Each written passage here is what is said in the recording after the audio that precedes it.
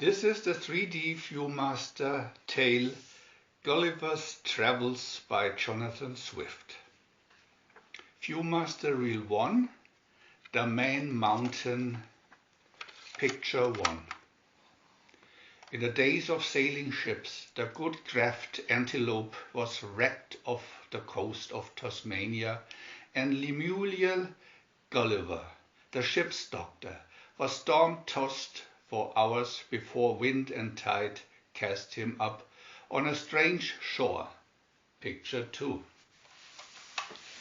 Never suspecting what a curious land he had reached, Gulliver fell into an exhausted sleep. The natives of the little island soon found him on their shore. Although they were handsome, civilized, and usually very gracious, the people of Lilliput were only 6 inches tall, and they were shocked by this uninvited guest. "Did you ever see such a giant?" they asked one another in awe-stricken wonder. "Why, he's a regular mountain of a man." "Quick," said the leader of the party, "let's tie him on the ground." "He must be terribly dangerous." Working with hundreds of ladders and small ropes, the tiny people tightly pegged him to the ground, and the great Man Mountain was their prisoner. Picture 3. Gulliver awoke at daylight, but was unable to steer. He heard confused noises, but could see only the sky. Soon he felt something alive moving on his leg. It came forward over his stomach and almost up to his chin. Bending his eyes downward, he was surprised to see a human creature no bigger than his finger. The elfin man carried a bow and arrow, and at least 50 more little men marched up Gulliver's leg. At that, Gulliver roared so loudly they all ran back in fright. Many were badly hurt from leaping off his chest. Struggling to get loose, Gulliver broke the strings that fastened his left arm to the ground. In an instant, he felt hundreds of needle-like arrows prick his hand. He howled with pain and tried once more to free himself. The little Arcus shot another volley of arrows at his face. Afraid that an arrow might pierce his eyes, Gulliver decided to lie still. Picture 4. 500 carpenters then set to work to build the biggest wagon they had ever made. It was a frame of wood raised 3 inches from the ground, moving upon 100 wheels. Many poles were erected, and cords were fastened to Gulliver's neck, hands and legs. The strongest men drew up these cords by many pulleys, which were hooked on the poles.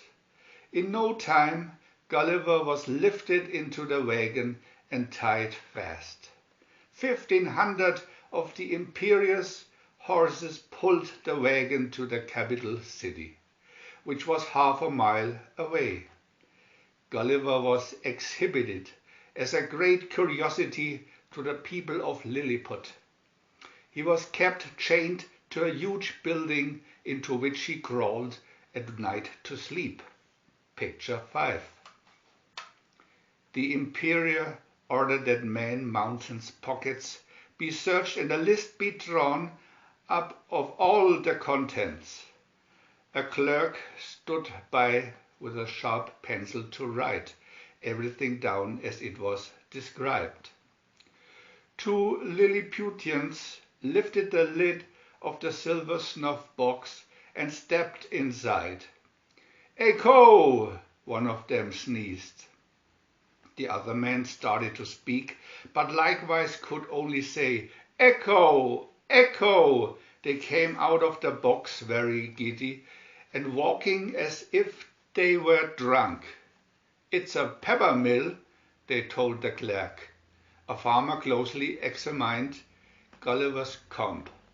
"This is a plough that must be pulled by 5 mules. That is a machine used to chop off people's heads," said a frightened man as he pointed to Gulliver's razor. "These gold, copper, and silver coins are the largest in existence," said the royal treasurer. "The greatest mystery of all was the watch on a chain." Finally, the clerk said, "It is an unknown but harmless animal with a heart that ticks so fast you can't keep up with it." At the imperie's direction, Gulliver then charged his pistol with powder and fired it into the air. The roar was so violent that hundreds fell down as if they had been struck dead. Even the Emperor who stood his ground was stunned. "It is a cannon," he said, "that shakes heaven and earth and can be heard all over the world." Picture 6. The citizens of the town were frightened of Gulliver because of his enormous size. Some of them became angry and began to hurl rocks at him as he sat by the door of his house. The captain of the guard ordered that the ringleaders be seized and handed over to Man Mountain for punishment. The men were brave enough while throwing stones, but now were terrified and began to whimper like little children. Picture 7. Gulliver picked them up in one hand, opened his mouth, and pretended that he was going to eat them alive. The poor man squallered terribly. Then he pulled out his knife and held it over their heads as if he were going to slice them down the middle. "Let us go! Please let us go!" they cried. Gulliver cut the strings with which they were tied and set them gently on the ground. The men ran away as fast as they could, while the soldiers laughed. The people were highly pleased at Gulliver's kindness. VIEW-MASTER Reel 2. War in Lilliput, Picture 1. The land of Lilliput was threatened by war. Everybody was worried, but not a soul knew what to do. Finally, hitting upon a plan, the Emperor had a platform built and climbed on it to gain Gulliver's ear. "Man Mountain," he said, "I shall set you free if you will help us fight against the nation of Blefuscu." Gulliver was glad to offer his services, and his chains were removed so he could prepare for the invasion. Picture 2. The enemy navy was awaiting favorable winds to carry their ships the 800 yards between Blefuscu and Lilliput. Gulliver scouted their fleet from a hill with his telescope. Picture 3. He returned to his house and ordered a huge quantity of the strongest cable and bars of iron. With the help of the Lilliputians, he braided the cable to make it 3 times as strong. Having fixed 50 iron hooks to as many cables, he was ready. "With these cords I shall end the war in a single hour," he promised the Emperor, who was nervously pacing up and down Gulliver's knee. Picture 4. Back at the coast, he took off his shoes and stockings and waded into the sea wearing the belt of cables and hooks. He walked with what haste he could and swam in the middle about 30 yards until he felt ground. The enemy sailors saw the giant coming and were so horrified that they leaped out of their ships and swam to shore. Picture 5. Gulliver picked up each ship, fastened a hook to a hole in its prow, and then tied all the cords together. Finding their courage again, the sailors were in a furious rage and shot thousands of arrows. Many arrows hit Gulliver's face, and he might well have lost his eyes had he not suddenly remembered his spectacles. These he climbed on his nose, and the arrows struck against the lenses like mosquitoes hitting a glass wall. He then pulled 50 of the enemy's largest ships safely into the royal port of Lilliput. The sailors on the opposite shore set up such a howl of despair that it all but shook the surrounding hills. Picture 6.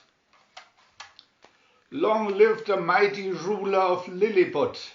Gulliver cried in a loud voice as he presented the Emperor with the cable line of ships. The band struck up a lively tune, and the tiny folks began to dance around the dock. There was a celebration in the town that lasted four days. Picture 7. So great was His Majesty's pleasure that he ordered a special crane built and had a state ceremony. To the strains of military music he climbed onto the crane, and with his sword knighted Gulliver Sir Man Mountain. This was the highest title of honor among the Lilliputians, and they gathered around to outdo one another with clapping and cheering.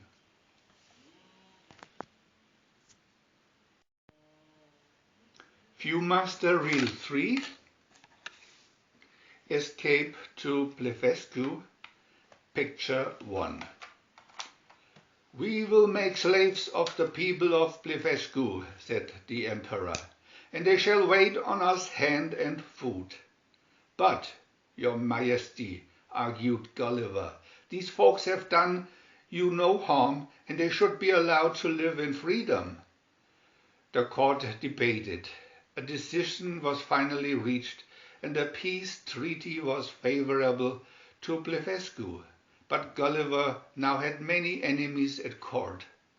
The Admiral Skyrish was especially jealous of Gulliver because the Man Mountain had single-handedly captured 50 of the enemy's ships. The Admiral met with other enemies of Gulliver to plot the Man Mountain's downfall. "The food he eats is causing a famine in the land," said the Admiral. "Why, just look at the size of his toothpick. He gulps down a sheep in one bite and picks up 50 chickens on the end of his fork." "He must be done away with," they agreed. But one noble man who was friendly to Gulliver overheard their plotting. At the risk of his life, he came to Gulliver by night, and standing on the table close to Gulliver's ear, he warned the Man Mountain, "Your enemies have turned the Emperor against you, and he is going to order you killed." Picture 2. While Gulliver was sleeping in front of his house, he was again patched to the ground. He felt something like a bee stirring about on his ear and awoke to hear the Emperor shouting, "In our great mercy and kindness, we have decided not to kill you. We are only going to blind you." 3 bowmen stood by with their arrows aimed at Gulliver's eyes. With a mighty tug, Gulliver broke his bones and fled toward the seacoast. Picture 3. He went to that side of the island where the fleet was anchored and stole 2 large ships to tow his belongings. Pulling them after him, he waded across the channel to Blefuscu. The citizens came rushing out of the city gates to welcome him, since they were grateful to him for having saved them from slavery. Gulliver lay on the ground and kissed the Emperor's hand, and they pledged friendship. Picture 4. That night a welcome ball was held at the Palace of Marble. There were tightrope walkers, little dancing bears, jugglers, clowns, and a group of skilled musicians whom Gulliver carried about in the palm of his hand. Delicious food and rich wine were served until daylight. At the height of the celebration, 4 sailors dragged in an enormous oar-lock as a present for their guest. Gulliver was delighted. His hosts promised to show him where they had found it. Picture 5. The next day, the excited guides showed Gulliver where they had discovered the oar-lock. Looking out to sea, he saw an overturned ship's boat washing ashore from a wreck. The little vessels of Blovesco helped him float the lifeboat into the harbor. Picture 6. With the aid of hundreds of busy carpenters, he soon made the boat seaworthy. The largest trees were cut down, and his tiny friends labored mightily to hew them into oars and masts. A great stone that Gulliver had found was fashioned into an anchor.